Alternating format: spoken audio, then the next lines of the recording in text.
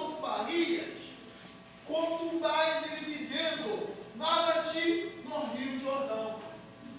E no versículo 14 de 2 Reis, capítulo 5, Naamã acata o conselho dos seus servos a respeito da ordem de Eliseu.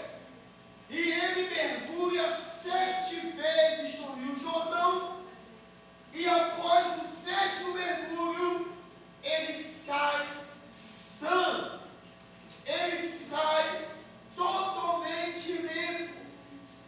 A Bíblia também diz, em 2 Reis, capítulo 6, que os homens estavam cortando madeira. A madeira era uma árvore plantada junto às águas do Jordão. E sucedeu, porém, que um daqueles homens que estava manuseando o machado deixa que esta ferramenta caia nas águas.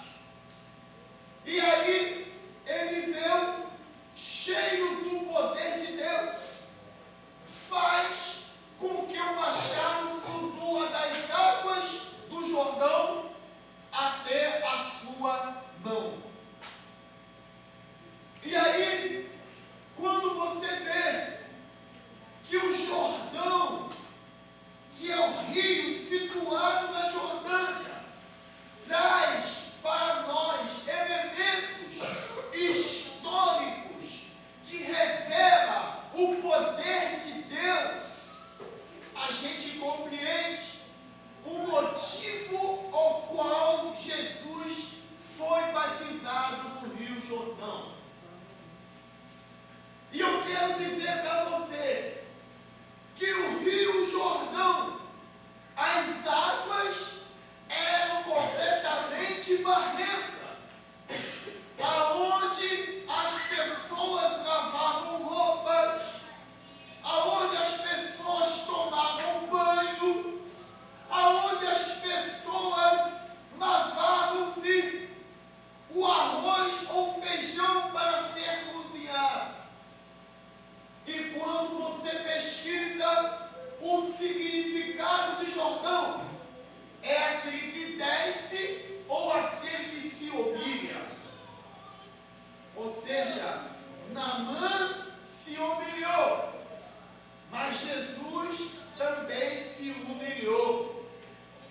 Quando Jesus é submergido nas águas do Rio Jordão, ele está mostrando para os discípulos e para aqueles que o seguiam que ele estava se humilhando ao ser batizado no Rio Jordão. Isso, porém, nos traz à luz a importância de sermos submetidos pelo batismo nas águas. Quando você é batizado nas águas, você está confessando os seus pecados, está arrependendo-se dos seus pecados, e automaticamente você passa pelo crivo da humilhação. A humilhação não é você ser humilhado, a humilhação é você se humilhar. É você compreender a importância de se humilhar diante de Deus.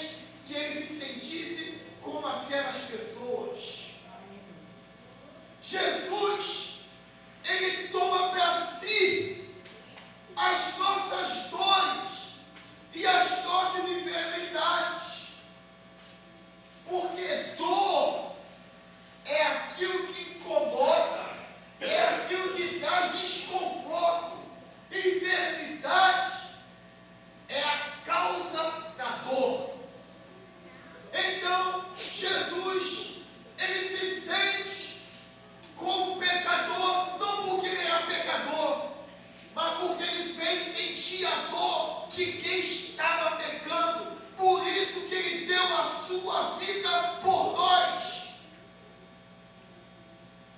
Mas ele teve que se entregar, teve que se batizar, ele teve que ser o exemplo dos homens, para que os homens pegassem para ti esse exemplo. E aí, meus irmãos, quando Jesus é batizado no Rio Jordão, qual foi o propósito de Deus para o seu filho Jesus?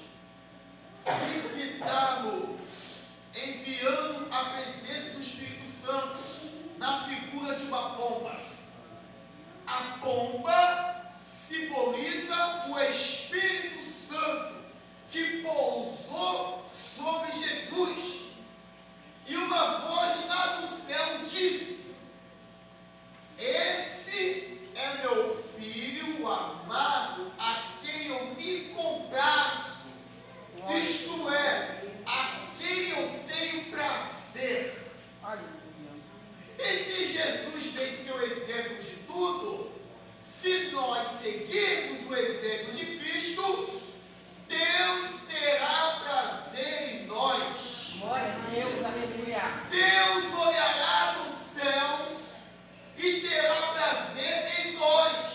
Glória. Porque nós estamos seguindo o exemplo que Cristo nos deixou. Aleluia. Então Cristo, ele não era pecador.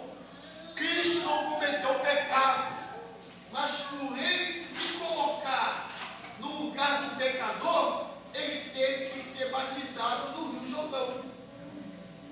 Não porque ele tinha pecado, mas ele se colocou no lugar do pecador. Então ele tinha que mostrar para o pecador que ele estava ali como exemplo para eles. Mesmo Cristo não tendo pecado.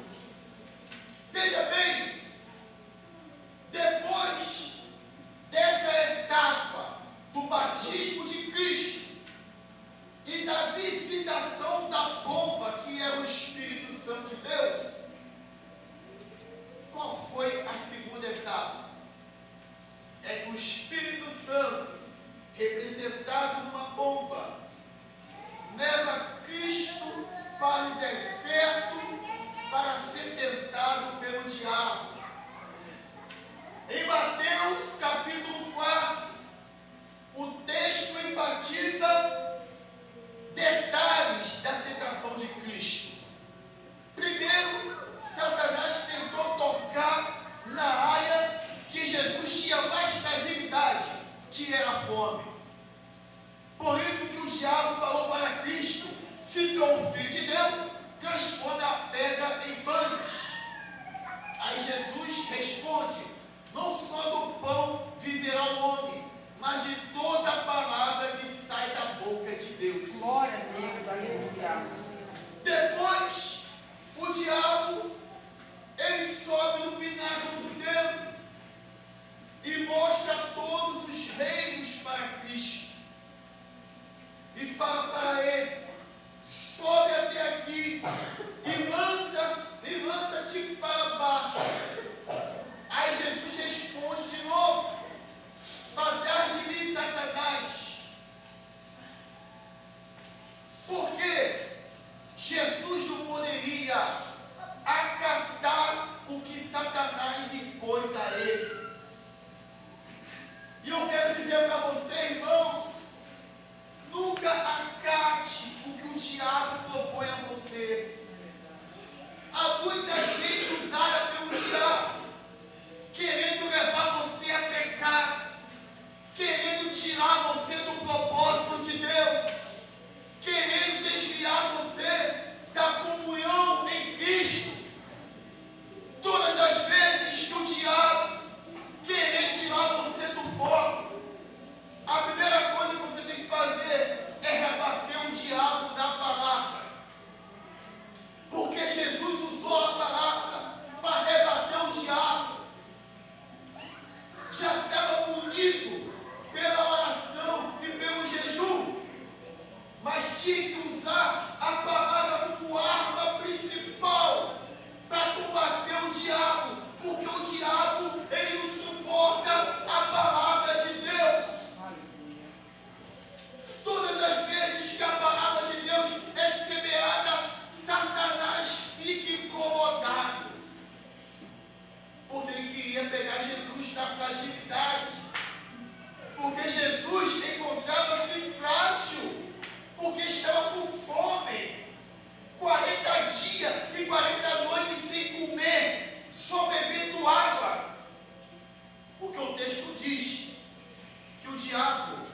pediu a Cristo para transformar a rocha em água.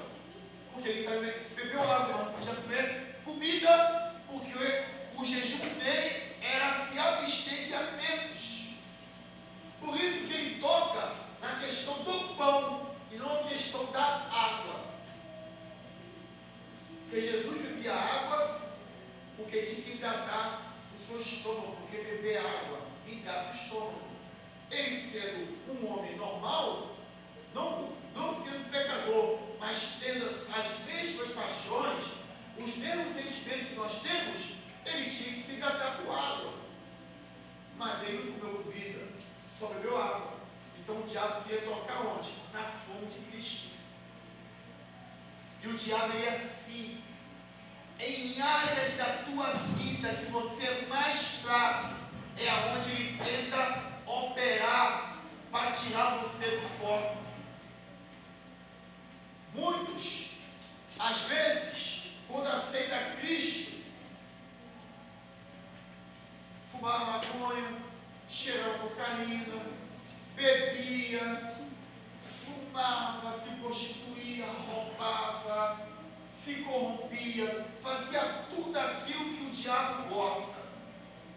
Quando ele decide largar essa vida e vir para Cristo, o diabo ele fica tentando a pessoa na área que ela tem mais fragilidade.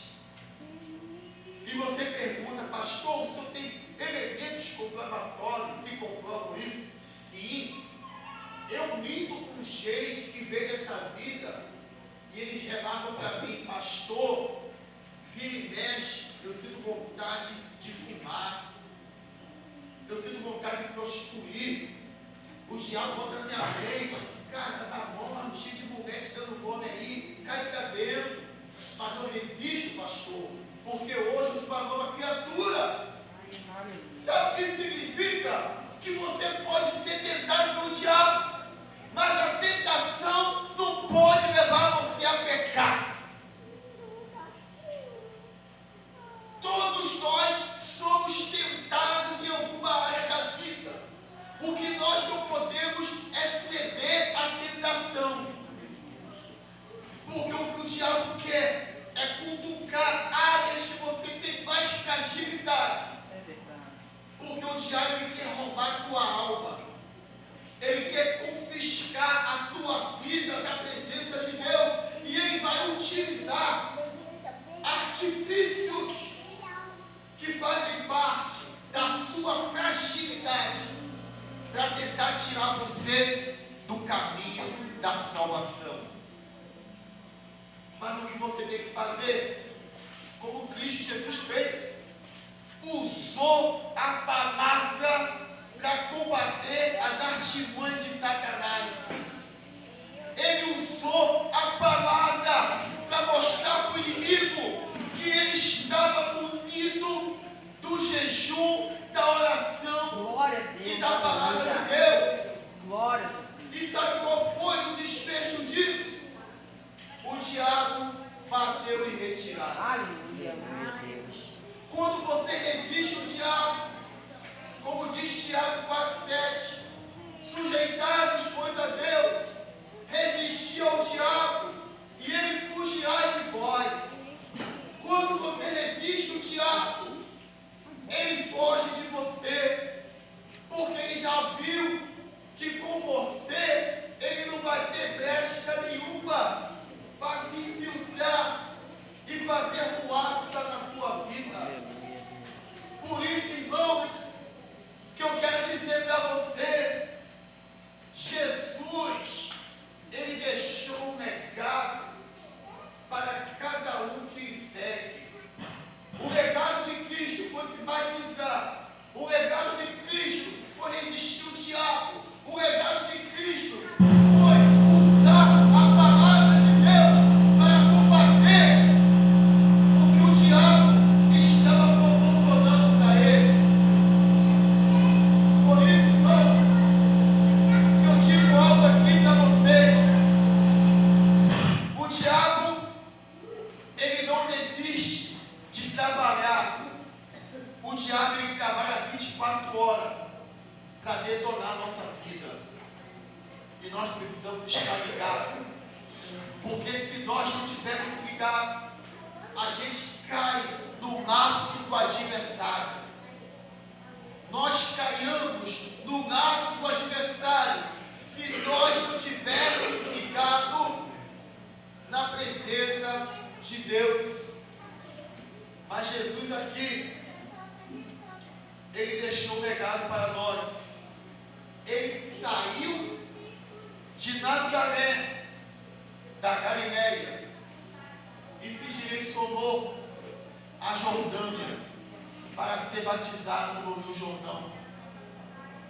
Saiu de Nazaré e se direcionou para a Jordânia para ser batizado nas águas do Jordão.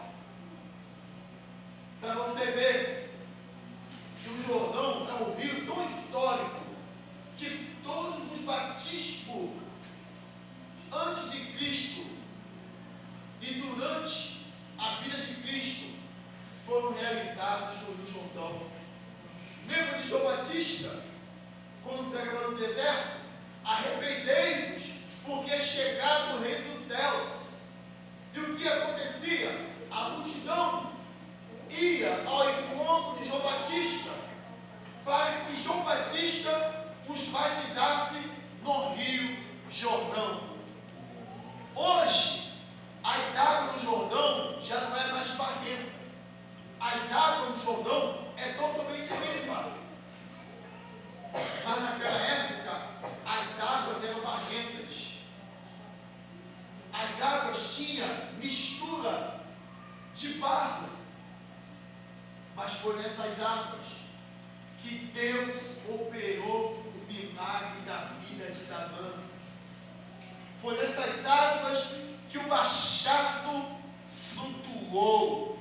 Foi nessas águas que Cristo se batizou e deixou para nós o legado, a importância do ato batismal.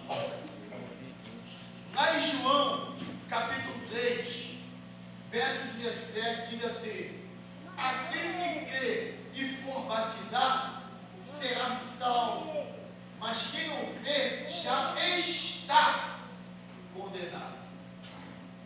Não vai ser condenado, já está condenado. É presente contínuo, está condenado. Mas quando ele toma a posição e é imediato a se batizar, a condenação que já está, ela sai automaticamente.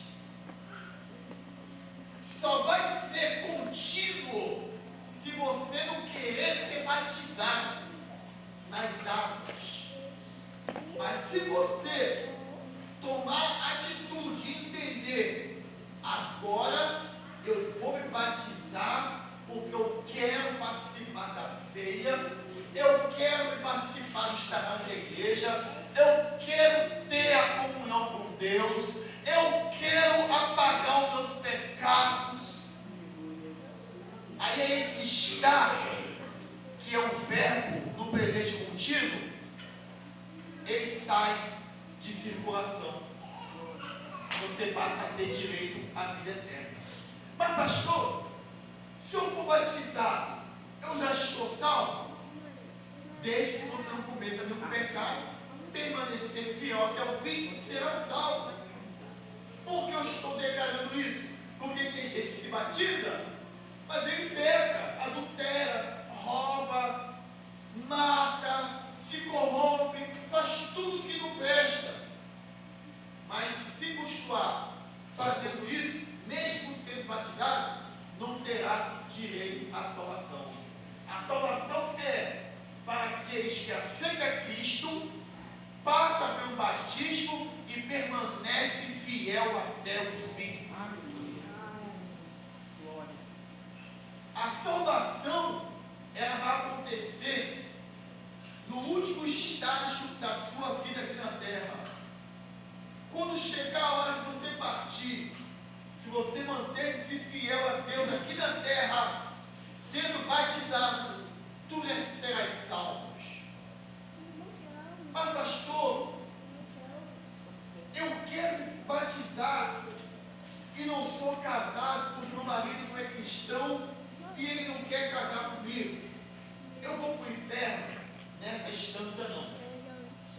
Se você aceitou a Jesus, não sendo casado ou casado, teu marido não é cristão, ou sua esposa não é cristã, mas você está sendo fiel a Deus, e Jesus voltar, você não vai para o inferno. Por quê? Porque você já veio do mundo já morando com a pessoa.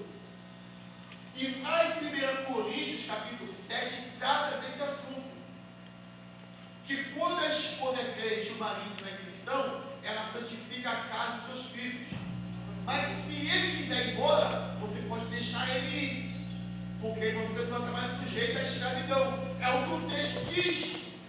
Então, se a pessoa aceitou a Cristo, já morando junto com a pessoa, não consegue se batizar porque mora junto com a pessoa, a Bíblia não manda você largar a pessoa.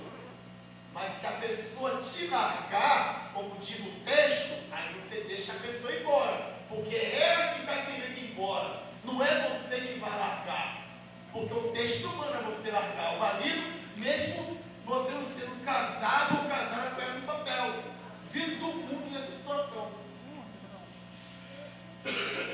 O problema é quando você é cristão e assume um relacionamento sem ser casado. Aí já é uma outra questão.